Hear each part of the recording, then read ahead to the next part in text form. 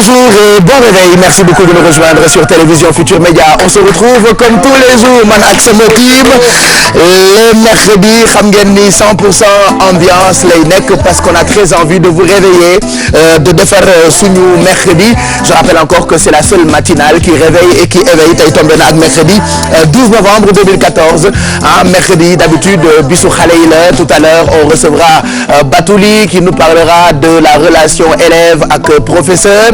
Moom nag xam nga mooy sama caat te xale yi dañu am wàll bu rëy ci yeewu leen bi d'habitude mercredi. Alors il est exactement 7h04 ñun nag ñu ngi xëy àndandoo ak yéen depuis 6h45 jox leen jotaayu xibaar yi bu njëkk bi ci français la woon avec le premier bulletin proposé par la rédaction 8h on retrouve Faty Dieng pour li nga xam ne ni moo di jotaayu xibaar yi ci wolof waaye laata boobu léegi la ñuy àndandoo ak moom comme ça mu wax ñu lan la fas yéene yaatal bu ñu demee ba juróom-ñetti waxtu jot xam nga grâce ak rédaction bu télévision Futur Média suba gi yeewu leen mooy boulangerie de l'information moo joxe waat exemple bi xeres dafa romboon boulangerie fajar mburu ba daw dugg ci gémmiñ gi mu sax mi borom boulangerie bi topp ko waaye yéen di ngeen tàggoo ak kumpa bu ngeen xëyee loolu rek a tax ñu naan dañuy boole utile ak agréable et que c'est la seule matinale qui réveille et qui éveille. Faty Dieng ñu ngi lay nuyu.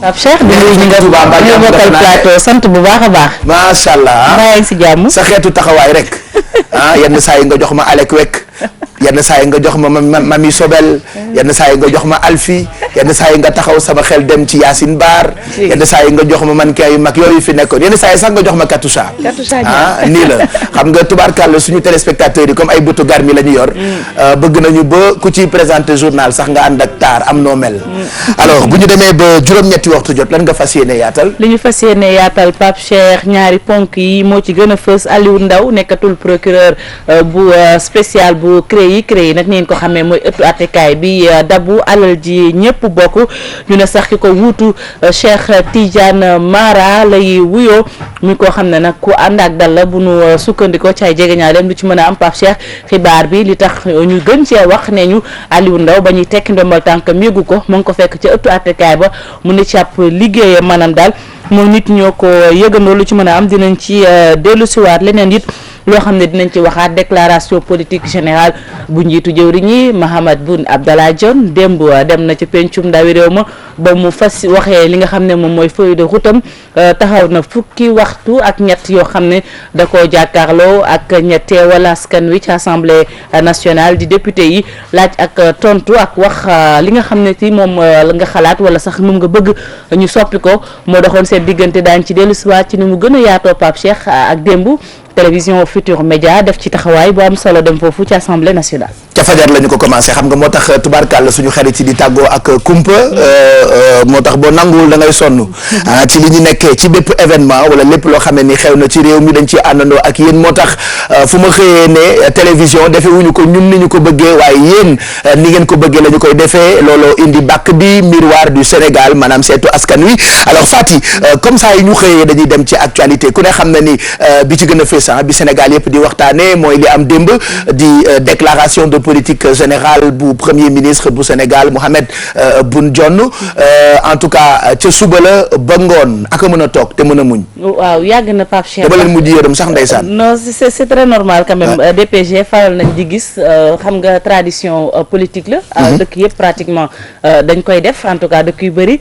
li ñu gis nag démb moom mooy taxawaay bu yàgg. wala boog jàkkaarloo bu yàgg ndax moom bi nga xamante ne si déroulé na wax na lim nam def na déclaration ba pare. député yi nag niñ ko xamee ñoom ñoo teewal askan wi ci pencum ndawi réew ma te ku nekk am nga ponk boo xam ne war nga ko caa mën a wax donc bu ñu nee 13 heures de temps maanaam fukki waxtu ak ñett. xaaju bis la di xanaa wala bisub lëmm. waaw daanaka xaaju bés la xaaju bés la bu xaw a ëpp na sax xaaju bés ndax xam nga bu fekkee bés bi 24 heures la donc boo nee 13 heures de temps déjà ëpp na ko donc mu nekk loo xamante ne si lu askan bi doon xaar ñeneen ñi ne daf ko yéex a def ñii ne lu normal la lu ci mën a am def na ko wax na ponk yi nga xam ne fas yéene na cee liggéey député yi déglu nañ ko ñoom tamit bu ñu ñëwee am nañ loo xam ne laajaat nañ ko moom it am na lu mu ci dolliwaat mu mel ni déclaration politique générale Pape Cheikh day faral di mel noonu waaye nag démb li nga xam ne gis nañ ko fa mu bees mooy folklore bi fa daan am démb gis nañu ko fa. mënu ci woon ñàkk nag géwél yi mel ne man waroon nañ faa taxaw nag bàkk ko ne ko Massa Waly Dione maa ne yaa yore réew mi wax ko lu baax waaw moom xam naa ni démb daal amoon na coppite ci wàllu boobu li ñu fa gis moom mooy député yi ak ñi nga xamante ne si ñoom lay liggéey ay collaborateur am ak yi taskatu xibaar yi télévision yi rajo yi borom journaux yi presse écrite donc presse en ligne bi ñëpp a ngi fa woon di def seen liggéey ci ni mu waree donc il y avait toute la presse est-ce que moom li mu wax démb c'est convaincant li tubaab di wax est-ce que dal na xel waaw am na ñu doon xaar ci ay ponk yu bëri yoo xam ne mu wax ci lu ci mën a am moom wax na ci lu jëm ci plan Sénégal émergent bu fekkee sax ñenn ci opposition bi dañu critiquer li nga xamante ni si def na ko peut-être ñoom nee nañ am nañu mbetteel ci li mu wax lu ci mën a am moom wax na def na ay ponk yu am solo ci lu jëm ci li nga xamante ne si moo jëm ci agriculture moo jëm ci emploi wax na également ci bourse familiale yi Pape Cheikh bu ñu nee bourse familiale wax ñi seen loxo jotul seen ginnaaw di ay boroomu njaboot ñu yokk koppar yi nga xam ne dañ leen koy dimbalee loolu député yi rafetlu nañ ko waaye it wax nañ loo xam ne jëm na ci wàllum démocratie donc lu ñu mën a jàpp mooy ponk yu bëri fu ñu ko doon xaar moom Mahammed Boun Abdallah Dionne def na ko parce que boo xoolee avant muy def déclaration politique générale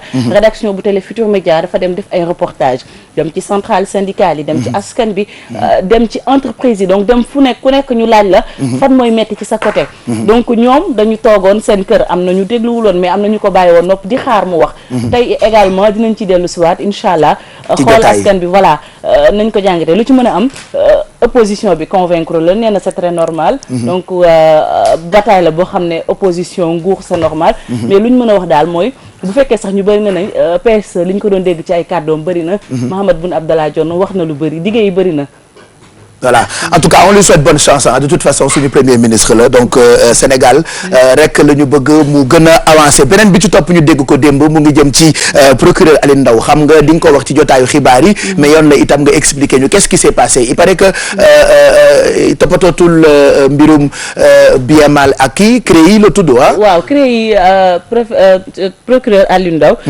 démb lañ tekki ndombal tànkam xibaar bi ci ko njëkk a joxee di rajo Futurs Médias donc foofu lañ ko jëlee te sax ñu ne bi nga xam ne dañuy tekki ndombal tànkam boobu moom procureur mi ngi woon en pleine audience maanaam mi ngi woon ci li nga xamante ni si moom mooy palais de justice di liggéey ñu bëri na dafa am lu lalu ci ginnaaw maanaam ñàkk déggoo ak ministre de l'intérieur ministre de la justice ngeen baal ma ci lu jëm ci mbirum Pape Diop Madické Niang lu ci mën a am ay ponk la yoo xam ne ñu ngi koy laam-laamee mi ngi ci également ci li ci quotidien yi tey ñoom ñëpp dañ ko xëyee lan moo tax ñu nekk tekki ndombal tànkam ñu ne dafa bëggoon a boole ci traque des biens mal acquis ñoo xam ne ancien ponte la ñu bokkoon ci parti démocratique sénégalais lu ci mën a am Pape Cheikh dinañ ci dellu siwaat ci ne mu gën a yaatoo mais jàpp leen ne Cheikh Tidiane Mara moom moo wuutu procureur spécial Alioune Ndao ñu ne nag Cheikh Tidiane Mara c'est un homme réservé dinañ ci ñëwaat en tout cas moom tamit d'accord donc 8h ñu ñëwaat ci et puis beneen bi àddina yëpp di waxtaanee defe naa loolu Malal di nga bien placé pour wax ci mu jëm ci reportu Coupe d'Afrique des Nations démb Maroc mi newoon Ebola bee tax bu ko organiser alors naka la ko waa ñi organiser Coupe d'Afrique boobu ñoom Ayatou jëlee parce que démb ñu ngi doon xaar bi ñu demee nag ba ci guddi gi ci la finalement ñu wax ni finalement Maroc dootul organiser Coupe d'Afrique bi et que teg nañu ko ay daan yu sévères il paraît. teg nañu ko Baye Cheikh ay daan gannaaw bu ma la nuyoo ñi nga xam ne ñu ngi bokkal plateau bi yëpp démb nag dañu mënoon a foofa ca Égypte ndax seen dalwaay ca Caire la nekk am na nag loo xam ne daal dañ ko yëkkati ni ay daan tekk ci kaw waa CAF dakk na si daan yi ñeenti at yoo xam ne Maroc dootul dem compétition africaine muy équipe nationale bi muy club yi muy Ligue des champions coupe CAF ak du ñu dem coupe du monde du ñu dem coupe d'Afrique. non coupe du monde c'est après dañuy xool avec la FIFA mais compétition africaine du ñu dem du ñu demati coupe d'Afrique pendant 4 ans du ñu dem seen club yi du ñu dem si compétition africaine yi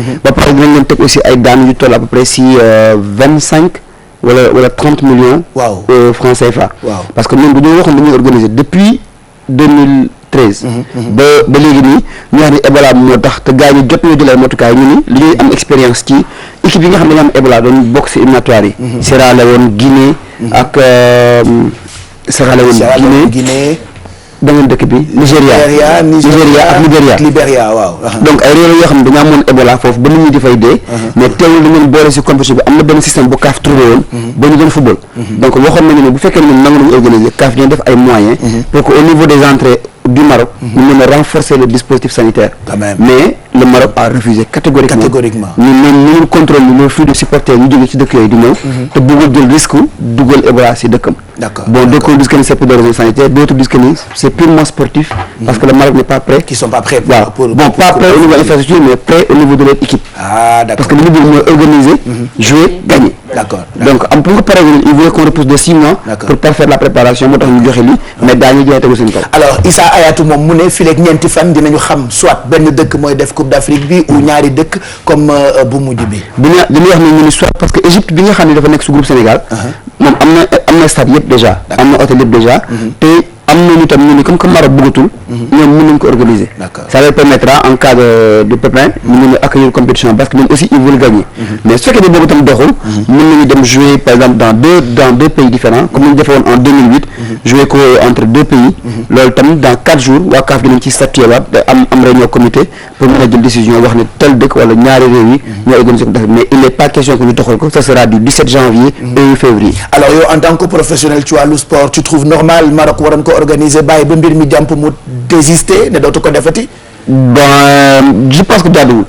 c'est pas normal jaaduwul parce que Maroc ci wàllu wér-gu-yaram tam bokk na ci réew boo xam ni moo ëpp partam daanaka ci Afrique du Nord ci wàllum paj parce que boo xoolee Sénégal ku fi wopp ñu ne yóbbul Maroc dans les autres pays aussi c'est idem te comme que CAF nangu nañu woon génne moyen CEDEAO génne nañu di yàggul dara 200 millions pour renforcer la lutte et la prévention de cette maladie là je pense que bu ñu lëkkaloon ak structure yooyu war nañu mën a am plus de moyens plus de jumtukaay pour mën a organiser dalal nit ñi def ay TDR mais boo dugg ci dëkk bi ñu xool sa température ci en 15 minutes comme ni ñu ko amee Sénégal ñu organiser parce que aussi rafetul ñu dem on est au mois de novembre décembre janvier nga ne organiser tout tu mets tout le monde dans le pétrin moo tax Hayatou dafa merde c'est inélégant nga naan personne ne maîtrise pas mieux notre continent africain après xam nga ñoo xam suñu ko dafa bokk ci calendrier international bi franchement donc CAF dafay joxe programme FIFA établir calendrier international pour toute l'année donc kenn buñ ko annulé woon rek bu amul janvier rek après day metti voilà d'accord de toute façon peut-être fii lekk ñett ba ñeenti fan dinañu xam ban dëkk la ñu amalee Coupe d'Afrique 2015 allez ñu ngi gërëm toute la rédaction 7h16 mooy doog a jot di ngeen tàggoo kumpa waaye itam ku ci xëy di nga bànneexu ak li ñu nekkee Bijou Ndiaye elle est dans un monde de fous elle est folle tout le monde s'en rend compte alors moom elle nous fait ses trucs mais sans frontières. Quand elle parle de mode, day def mode sans frontières. Mais quand elle parle aussi des people, on va parler des people, mais sans frontières. Bonjour chérie. Bonjour ma puce. Très très bien. Mais merci, c'est moi. Bonjour à plateau bi, bonjour ñi seetaan. Aujourd'hui on va parler des people puisque c'est mercredi. Et à la demande de Mado, ci Nabila la ñuy wax est-ce que moom moo poignardé Thomas copain bi wala déedéet. Il y a tellement de choses qui se disent que finalement fan la dëkk bi nekkee duñ ko xam. On va essayer de déterminer ci plateau bi même si duñu tribunal. Et puis on va parler de Nicki Minaj bi nga xam ne dafa def benn clip ñu ne que dafay toppandoo trop nazi yi. ñan ñooy nazi. mooy Hitler ñi nekkoon racisme contre juif yi en fait. D'accord. que clip bi dafa am connotation naziste donc nañ ko seetaan pour xool si c'est vrai ou pas. On va parler de Julo. mannequin maintenant acteur parce que dafa recevoir benn prix actuellement en France. et dafa demoon plateau Michel Drucker pour dire. Voilà donc c'était magnifique. et c'est une fierté pour tout le Sénégal. jeex na donc people sans frontières ce sera pour tout à l'heure ak Bijou ki nga xam ne bu ñu xëyee ay trucam ak ay astuces am dafay tax ñu am bien-être toute la journée xëy ñàkk koo gis ci télé bi sax wóorul boo yoree ay bëtu garmi tubaarkàlla ba jàkkaarloog moom da ngay dégg loolu moo tax jotaayam daf ñuy intéressé lool sax ñu njóogu intéressé waykat yi xam naa te ñu ne wala yéen laaj leen ma ku ma intéressé ci yeewu leen da nga naan Mado laaj leen ma ku leen intéressé Mado Diaw moo la intéressé alors Mado tey da ngay def li Exidex di prôné mercredi mooy xool xale yi nga xam ne ñoo ngi fii am talent lool ci wàllu mode. exactement Pape Cheikh comme ni nga ko waxee ginnaaw bi ma la nuyoo nuyu yi nekk ci plateau bi yëpp ak mbokku téléspectateurs yi tey rek dañu dem à la rencontre de benn jeune styliste boo xamante ne dafa jóge bitim réew ñëw nag pour wane li nga xamante ne daal moom moo di wala dem sax di vendre destination Sénégal dinañ ci waxtaan mu génnee itam lu xew trop lu ñu tuddee nag les robes kaftan bu ci kanamee dinañ ci gën a waxtaan. voilà donc di ngeen gis ni ndaanaan la parce que moom a habillé Mado habillé Bijou habillé Alfie on va découvrir ces modèles. tout à l'heure ci seen séquence Fun and Fashion foofu nag Fun and Fashion laa ko tuddee ndax ma da feneen lay génnee ki nga xamee ni bu ñu gungee mardi ci ngoon day xëy fajar teel ñëw jaay li gën a am valeur fii ci Sénégal ñu tuddee ko Made in Made in Sénégal kookoy Exidex. non wax nga ma ni may woowee Baye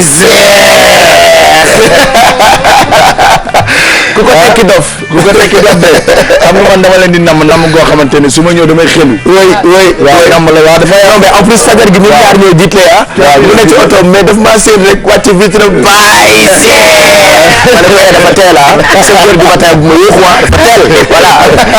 alors donc tey Pape Cheikh dañuy wax ci benn métier muy aquarium.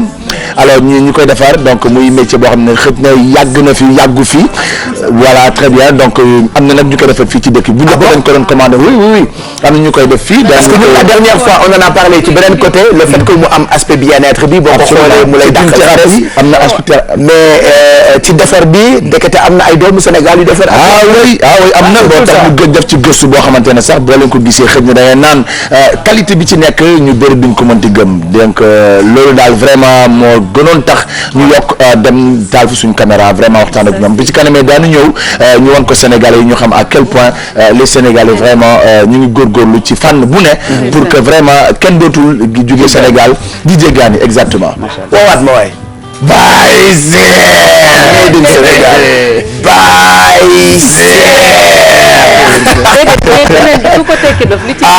oɗo doys no mana ko woni haddede muda doys dow dani min hoɗin lii koko tekki dow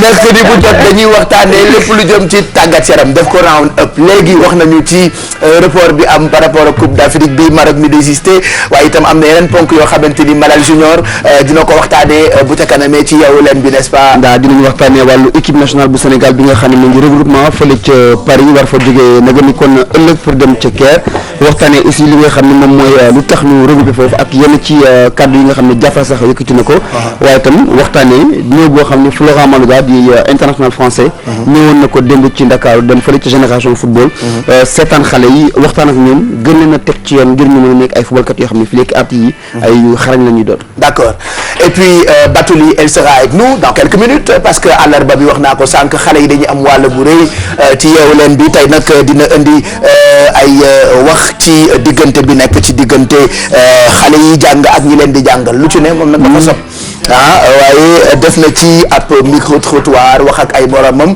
bu ca kanamee lay doon ci waxambaane bu ñu xëyee nag faaw ñu lekk ndax gourmandise daf cee am solo ki yëngal suñu ay papi ak sax suñu ay mami Alfie la tudd bonjour Alfie. bonjour Pape Cheikh. dem ñoo may croque monsieur waaye te dañuy dem ci croque madame. croque madame Pape Cheikh. beneen yoon sax ñu dem ci croque mademoiselle. fii rek lay xew Pape Cheikh. waaw alors croque madame. différence entre croque madame ak croque monsieur. différence bi lu ndaw la juste benn nen bu ñu togg teg ko ci kaw. madame bi mooy am nag monsieur yi ñu du ñu am dara. monsieur du am nen donc comme monsieur boobu la ñuy def donc madame bi nag la ñuy defal waa koppati rek togg benn nen rek teg ci kaw. waaw donc ci kanam bi. monsieur nan lay niróolu kon croque monsieur. croque monsieur.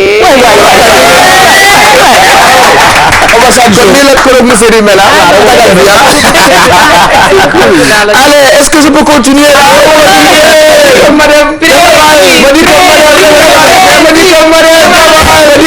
Voilà, on va se faire tout de suite un point sur la météo parce qu'on s'est réveillé ce matin avec beaucoup de fraîcheur. Mais est-ce que toute la journée température bi dina ñu jik tàngaay bi dafagul ba léegi? maa ngi mel ni Amadou Toumani Touré de ATT. Allez, juste après ce jingle, on enchaîne avec la météo.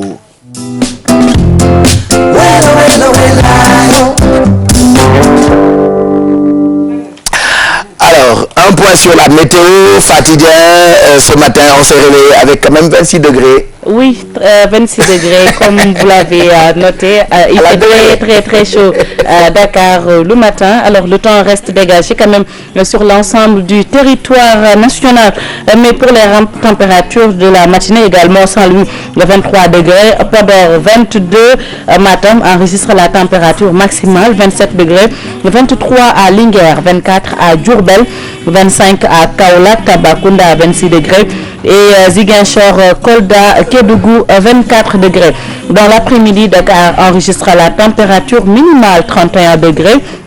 Saint-Louis 38, Podor 41, Matam 42 degrés et oui, Linguère également 41 degrés, 40 à Diourbel et à Kaolack. Tambacounda 37 degrés, Ziguinchor 36, Kolda 38 et Kédougou 37. Donc dans l'après-midi, il fera moins chaud à Dakar, mais très chaud à Matam, dans la partie nord du pays, 42 degrés à l'ombre quand même.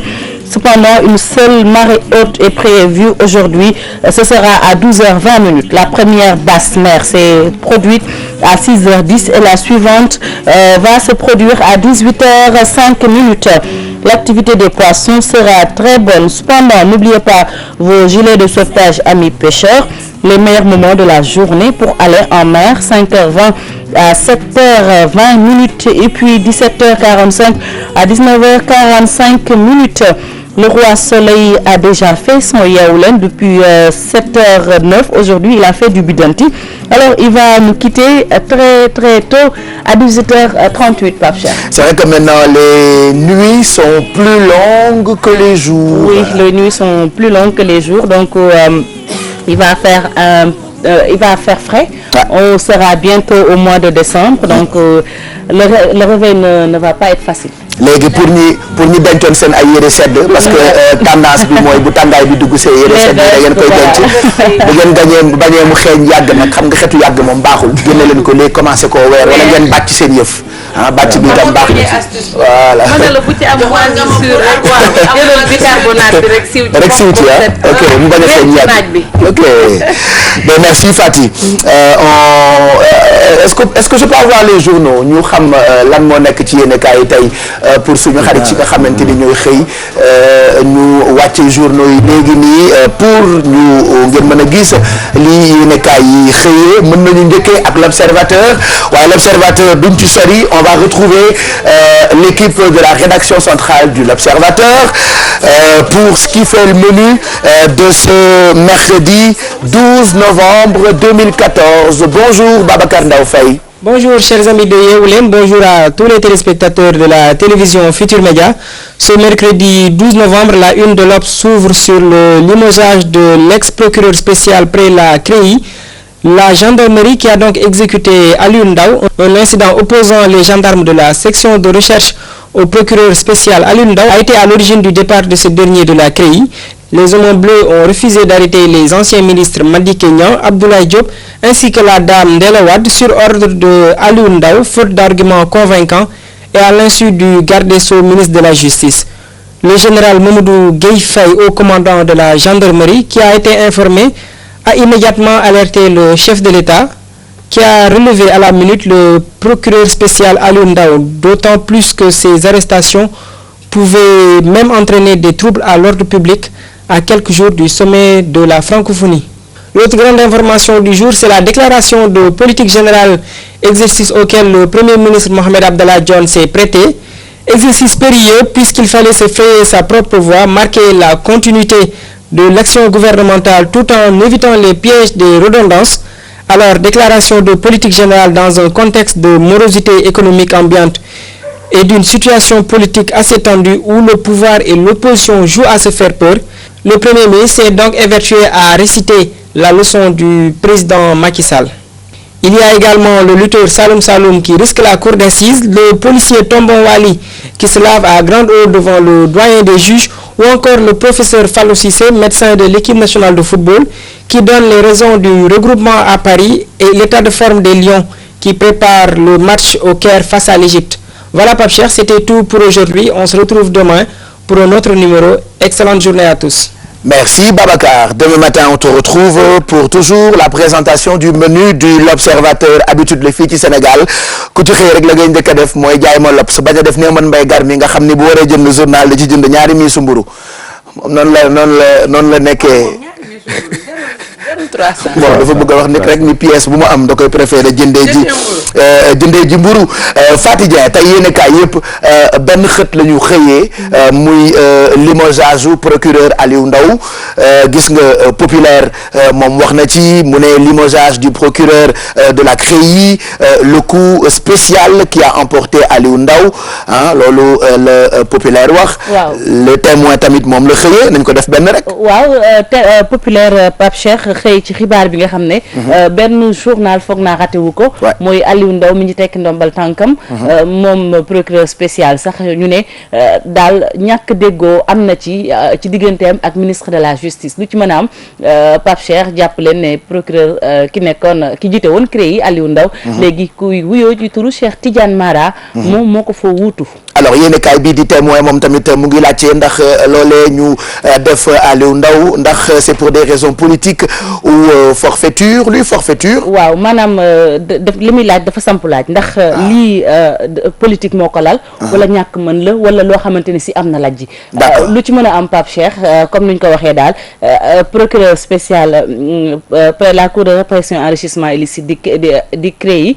Aliou Ndao jiiteetul boobile ëttu àttekaay. Grand Place moom xëy bind ni Aliou Ndao viré de la traque. waaw Aliou Ndao de jëlee nañ ko ci traque des biens mal acquis ndax ku wax CREI wax traque des biens mal acquis dabu alal ji ñëpp bokk ñi naan am bu lewut lu ci mën a am CREI moom safoon na sàpp ci lu jëm ci yoon ak yoonal fii ci Sénégal.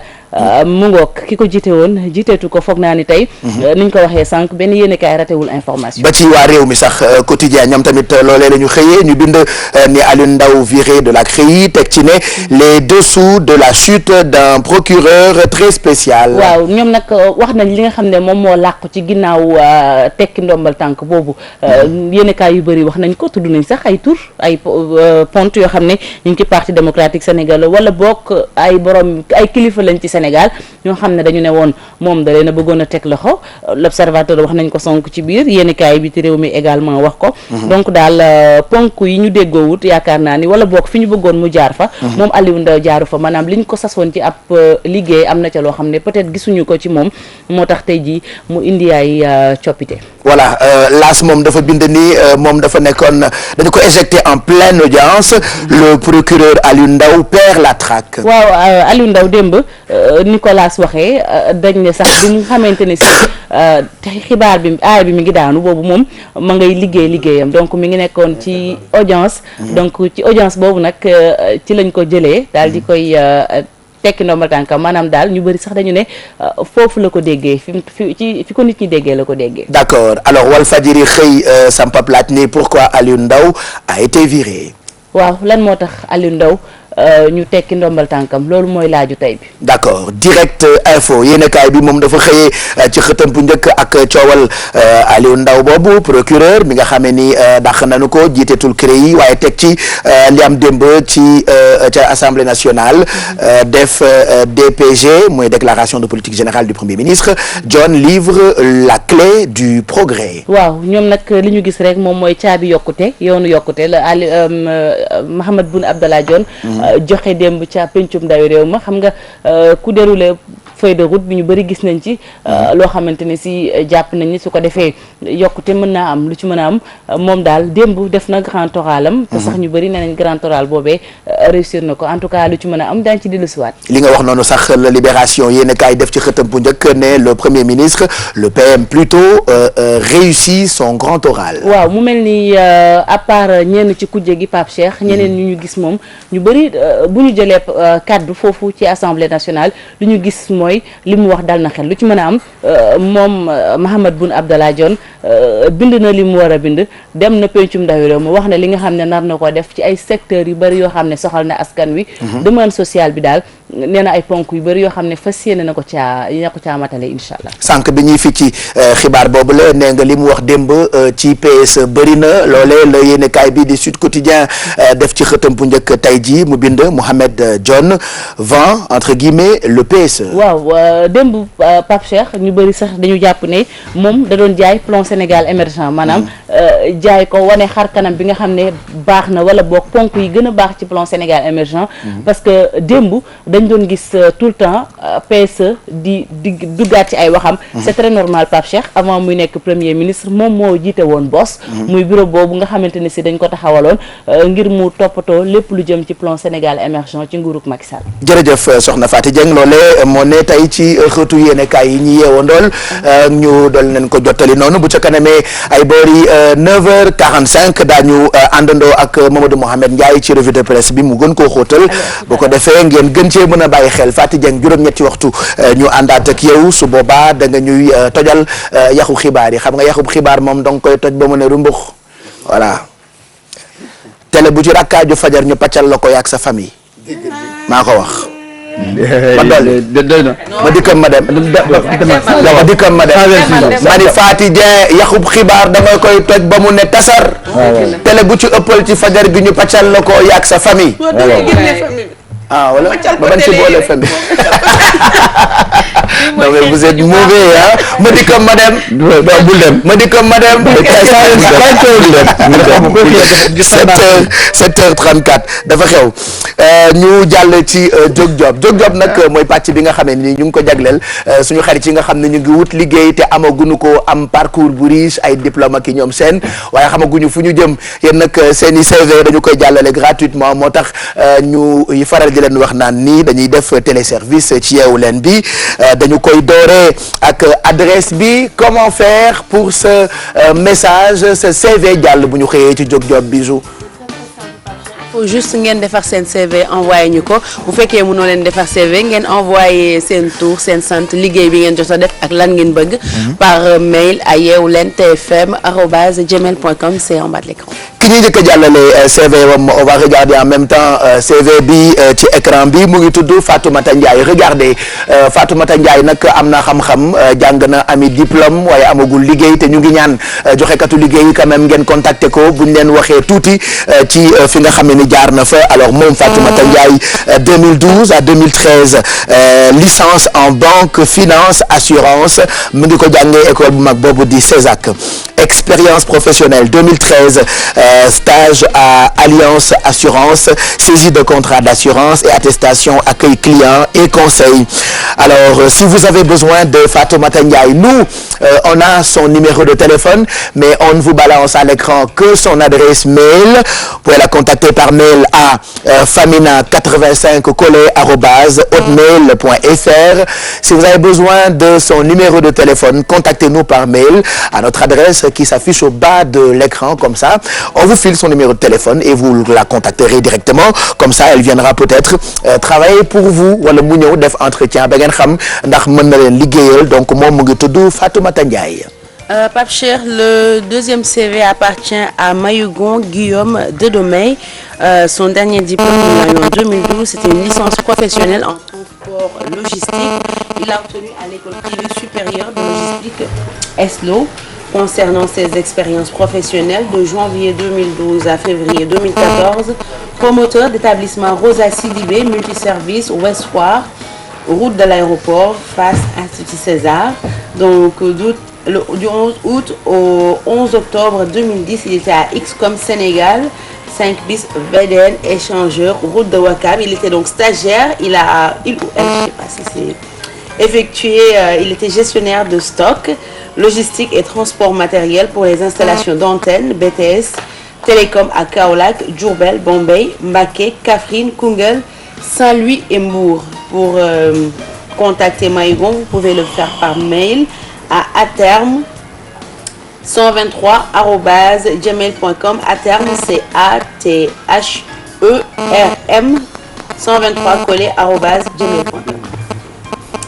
C'était tout pour les CV. vidéo boobu baax na alors on leur souhaite bonne chance muy Fatoumata Ndiaye ak Maygon wala Mayñon Guillaume Dédomé Mayuñoo voilà. voilà Mayuñoo Guillaume Dédomé am nañu am ay tur yu rëy de bon mais bonne chance hein espérons que les recruteurs vous contacteront tey on a leur numéro de téléphone hein faut le rappeler.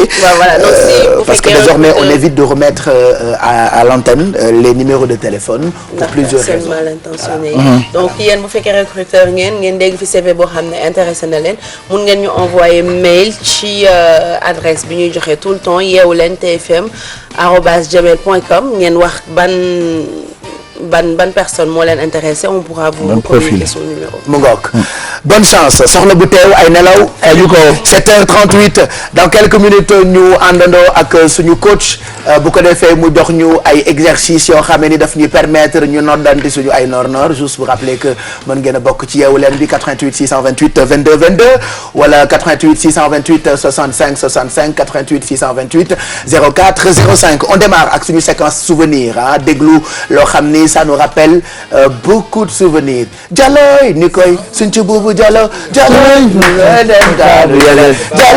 koy vous vous rappelez de ça non?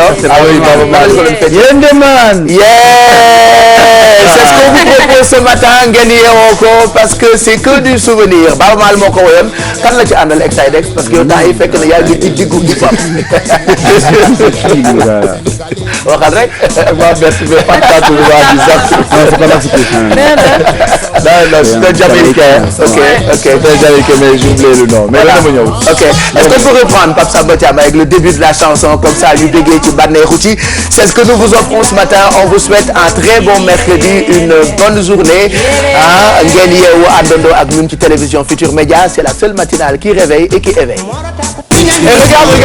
et regarde et noonu lañ ko doon fêter ci vidéo bi non c'est ça non vas-y c'est comme ça waaw liggéey jot na n'est-ce pas que ça rappelle beaucoup souvenir bi ak Baaba Maal mais ex ba léegi waxaguloo ni ki mu woyal moom la chaque demes moo tax mënu ma ko def chaque demes mooy chaque demes moom yee demaan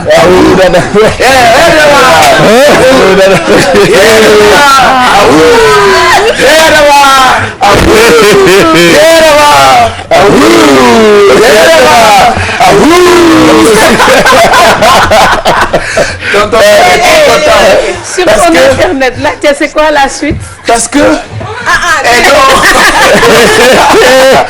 il y a une suite une phrase très sérieuse et correcte après la phrase elle a été modifiée bah oui c'est on te fait du mais c'est une phrase correcte Yedaman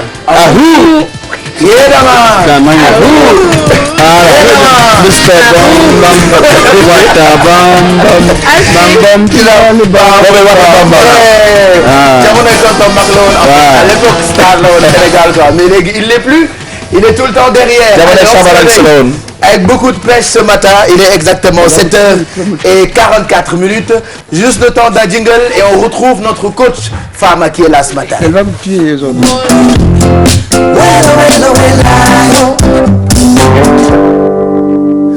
Bonjour Fama.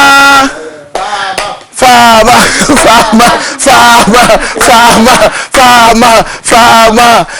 ayca ñëwal nga proposer ñu ay exercices je rappelle que mu ngi jógee salle de sport bi tudd Rahma Damba Fitness comme chaque mercredi en plus des exercices elle nous donne quelques petits conseils pour ñu mën a xam comment wala yan conduite la ñu war a jël buñ dee def sport faut jamais faire comme Bijou et les autres à chaque fois bu ñu paree mook Alfie yeewu leen dañuy dem defi sport Alfie c'est pas grave parce que voilà mère de famille la amul problème. Moi, j'ai l'habitude. Mais Bijou ci salle de sport bi ñu defee sport il y a une salle pour filles et une autre salle pour garçons. Arrête, ça n'existe pas. Alors elle a tendance à bah oui hein. Je confirme. bu paree sport am dafay dem toog ci salle bi góor ñi nekk elle fait toujours semblant de parler au téléphone. Alors. waaw. Ça va? Oui. Elle regarde en même temps les autres. Alors, est-ce que Bijou am na ci droit peut-être Fama dina ko jox ay conseils ci conduite yi mu war a jël bu demee Alors rapidement derrière, est-ce qu'elle peut nous rejoindre tout de suite, Yao? Comme ça ñu proposer exercice yi en attendant le premier journal wolof de 8 heures ci ah ouais dama ànd ak des na massa ça se voit waaw c'est vrai bonjour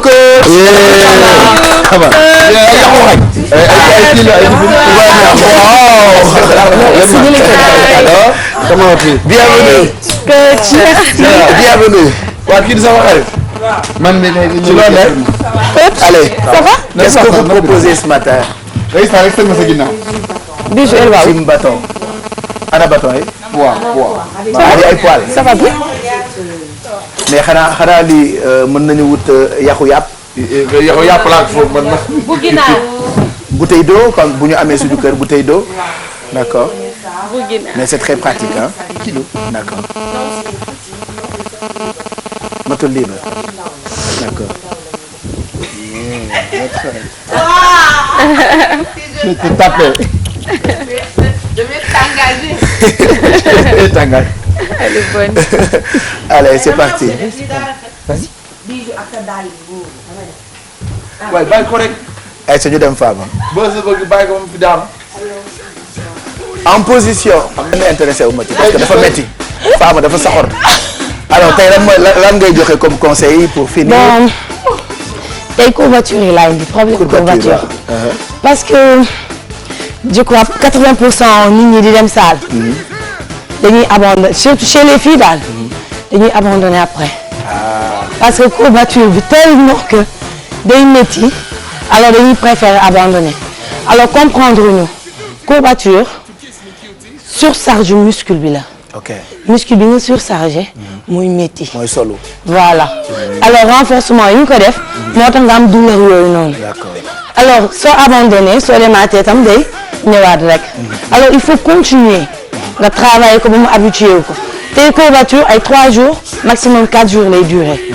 alors soo defee tay lu métti nga daw du dem. d'accord alors il faut nga insister nga travailler waat ko. il faut boire beaucoup d'eau. manger beaucoup de fruits et légumes. a déjà fait. voilà comme ça là mu mën a ñëwaat à la normale. oui. aussi c'est tellement intéressant. avec am na ay vitamine C aussi. mën nga naan vitamine C aussi. ok yooyu yëpp mën na ko permettre douleur bi. mais continuer quand même. mais continuer 3 jours rek lay durer. 3 jours kese parce que athlète au niveau yi. su ñuy def seen hivernal ba préparer ko dëgg. seen courbature mooy gën a métti da ngay mel ni seen cuisse day enflé wu. et puis du ñu mën sax toog boo musul def sport boo koy très bien da ngay sonn. même soo ko doon def nga bàyyi. par exemple 2 wala 3 mois. soo reprendre ak kii bi ngay demee rythme bi ngay demee. day ñëw. d'accord muscle bi moo reposé wu. nga activé waat ko alors il faut mu yëngatu waat. ñi am jabaru joolaa nag. ah jabaru joolaa ak séeréer ci yam. boobu yëpp a ci yam. jigéen bi yam na. Malal ça va. Sama jabar soose la. nu mu sant. Mandiang elle est soose. Mandiang la sant. mais elle est douce. mais joolaa yi tamit lan lañ ci nekk ci jikko. mais elle est douce mon épouse. joolaa yi li jëm ci woon ak Cheikh. ku am jabaru soose wala jabaru joolaa il faut faire. joolaa yi après ngeen di jëm Pape Cheikh. bu seen jabar jóge Casamance nag. baax donc yaru comme Aline Cité la ñuy mel. il faut faire du sport. Merci Fama. Tout à l'heure on te retrouve parce que da ngay ñëw défiler dans quelques minutes. Voilà. Une petite surprise. Voilà dans quelques minutes. À tout à l'heure. Il est. D'accord. Excidex wérul xel mi neexatul. xam nga Excidex bu xel mi neexatul.